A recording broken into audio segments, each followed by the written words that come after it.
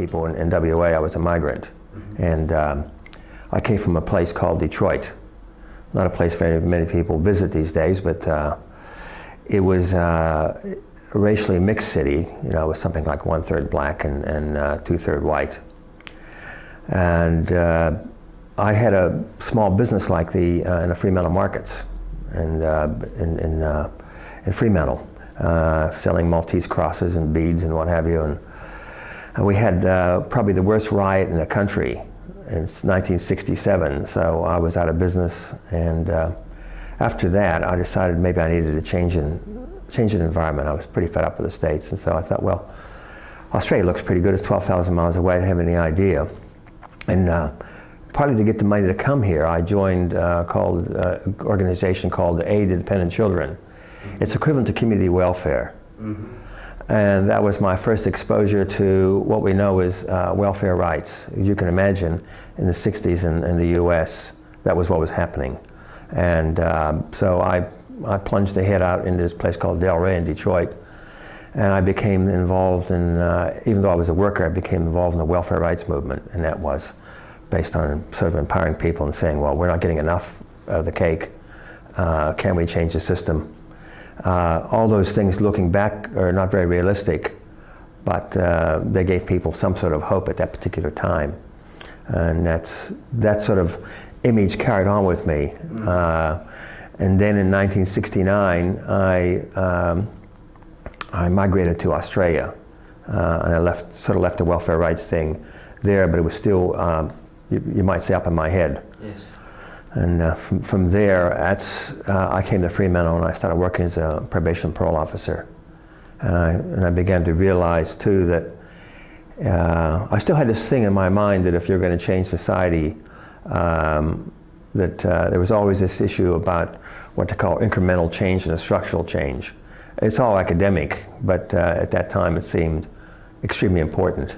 And perhaps as we grow older, those areas seem a bit grayer. Yes. And it was just really a department that was starting up. We were the first ones to go into the prison and start interviewing people for parole. So it took a while to get to know the prison warders. It took a while to get to know that system. They had their own community there, the prison warders, and they hadn't been disturbed for many years. So you can imagine having these newcomers. And at that stage, if you look at the migration in Australia, particularly West Australia, it was our service was made up of 2/3 of what we'd call today as blow-ins, people from Africa, England, America, Canada, and so there's certainly resistance about that and that kind of change. And probably during that period too, I got involved in a project called Harvest, and that's how I got to know Fremantle Council. It was. We set up a drug house in North Fremantle, something we wouldn't be able to do today. And we'll maybe touch that later on. It's just set up a house in North Fremantle, and it was a rehabilitation of drug addicts, either coming out of prison or people who were on a drug kick at that time. And so that was my first community development project in 1977. Wow. In 1976, I did the social work course at uni. Well, it was interesting because at that time, Fremantle had its own crises about what kind of regional senator was going to become, and whether they're going to follow in the steps of Perth, which had modernized. Yes. And fortunately, it didn't go that way. But there were a number of what I'd call inspired people at that time. Murray Edmonds.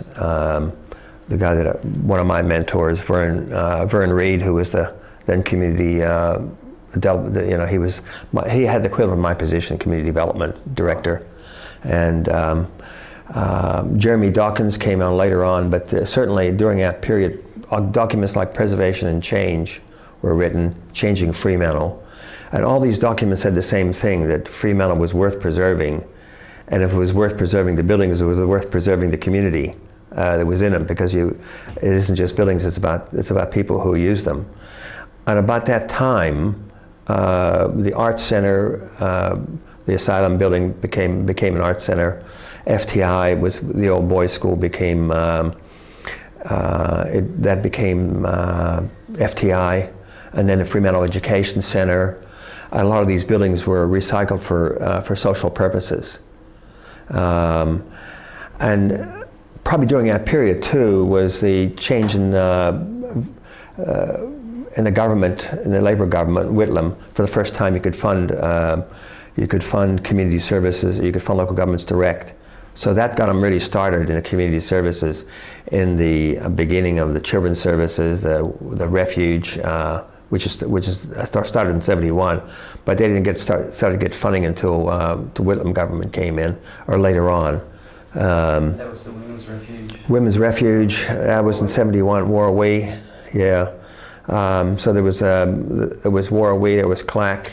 The Children's Services, May Fletcher, came in about that time.